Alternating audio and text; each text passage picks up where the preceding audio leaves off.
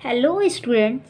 तो आज हम आपके लिए एक बहुत ही इम्पॉर्टेंट इन्फॉर्मेशन लेके आ गए हैं। आशा है कि आप सभी स्टूडेंट बहुत ही अच्छे होंगे और आपकी पढ़ाई बहुत ही अच्छी चल रही होगी। तो आज हम बात करते हैं आईएनसी के द्वारा एक इम्पॉर्टेंट नोटिस आई है, उसके बारे में हम बात करते हैं। ठीक है, ये नोटिस है रिगार्डिंग हमारे एग्ज़ाम के बारे में कि बहुत से बच्चों का क्या होता है कि बैक हो जाता है, लेकिन उन्हें इन्फॉर्मेशन नहीं रहती है क्या है कैसे होगा। अचानक से उन्हें पता चलता है कि हाँ कि हमें अब पेपर आगे का नहीं देना है। तो उसके लिए आप पहले से ये जान लीजिए कि हमारे आईएनसी ने क्या क्या रूल्स एंड गाइडलाइंस बनाई हुई हैं एग्ज़ाम को लेकर के। तो आज की वीडियो है हमारे nursing student, BSc nursing students के लिए।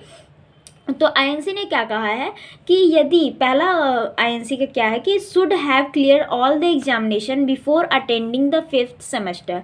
मीन्स जो भी स्टूडेंट हैं बीएससी नर्सिंग कर रहे हैं उन्हें first semester, second semester, third semester, fourth semester, ये चारों सेमेस्टर जब तक स्टूडेंट्स के नहीं क्लियर रहते हैं तब तक स्टूडेंट 5th सेमेस्टर के एग्ज़ाम नहीं दे सकते हैं।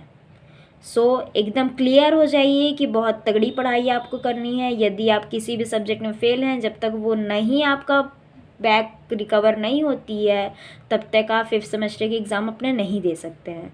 एंड सेकेंड वन ये है should have clear all the examination before attending 7th semester. और एक गाइडलाइन हमारी ये है कि जब तक आपके सारे सेमेस्टर के एग्ज़ाम नहीं पूरे हैं, आप यदि 7th सेमेस्टर में आप हो अभी, तो आपके प्रीवियसली सारे एग्ज़ाम क्लियर हो जाने चाहिए, तभी आप जाके 7th सेमेस्टर के एग्ज़ाम दोगे। यानी कि 5th 6th क्लियर होना चाहिए। 5th 6th आप जब ही दोगे जब ही आपके क्लियर बाकी एग्ज़ाम कंप्लीट हो जाएंगे।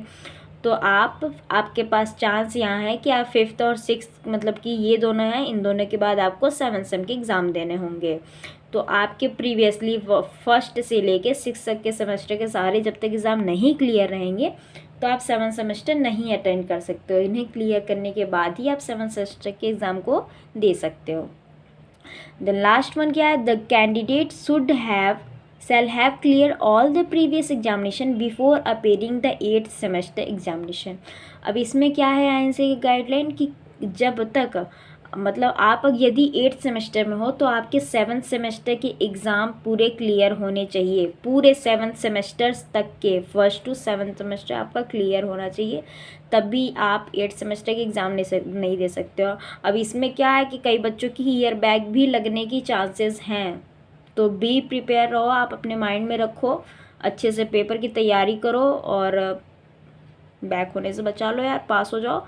Then fourth word, the maximum period to complete the course successful should not exceed 8 year. यानी कि जो आपका कोर्स है वो 4 ईयर्स का आपका कोर्स होता है, उसके बाद आपको 4 ईयर्स और मिलने हैं आपको अपने बैक सप्ली जो भी है आपको उसको कवर करने के लिए। तो मान के चलो कि आपको हर एग्ज़ाम देने के लिए बस 4 ही अटेम्प्ट्स मिल सकते हैं मैक्सिमम। ओके, क्योंकि हर एग्ज़ाम हो रहा है आपका 6 सेमेस्टर मतलब कि 6 मंथ में ही हो रहा है अप्रॉक्सीमेटली। तो अगर आप 4 एग्ज़ाम देते हो तो भाई 4 साल में तो हो ही जा रहे हैं ऐसे। तो श्योर रहो कि 4 एग्ज़ाम से ऊपर एग्ज़ाम नहीं होने वाले हैं, तो पढ़ाई अच्छा से करो आप सब। ये नोटिस आई थी हमारी अटल बिहारी वाजपेयी मेडिकल यूनिवर्सिटी से आई थी। और अब इसमें क्या है, इसमें भी वही बताया गया, the candidate shall have clear the previous examination before appearing the 5th semester examination. However the candidate shall be permitted to attend the consecutive exam. अगर आपके 5th सेमेस्टर के एग्ज़ाम आपके हैं तो उसके बाद आप मतलब कि जैसे आप 5th सेमेस्टर के एग्ज़ाम कब दिए उससे पहले आपके पूरे क्लियर है तो आप 5th सेमेस्टर भी दे सकते हो, 6th सेमेस्टर के एग्ज़ाम दे। यदि आपकी 5th सेमेस्टर में बैक लग जाती है तो आप 6th सेमेस्टर के एग्ज़ाम दे सकते हो, लेकिन अब 6th सेमेस्टर आप पास हो गए, लेकिन अभी आपको 5th सेमेस्टर के बैक का देना होगा, तभी आप 7th सेमेस्टर दे सकते हो। ओके, यही गाइडलाइंस है हमारी। आशा है कि आप सब बहुत अच्छे से पढ़ाई करो आगे।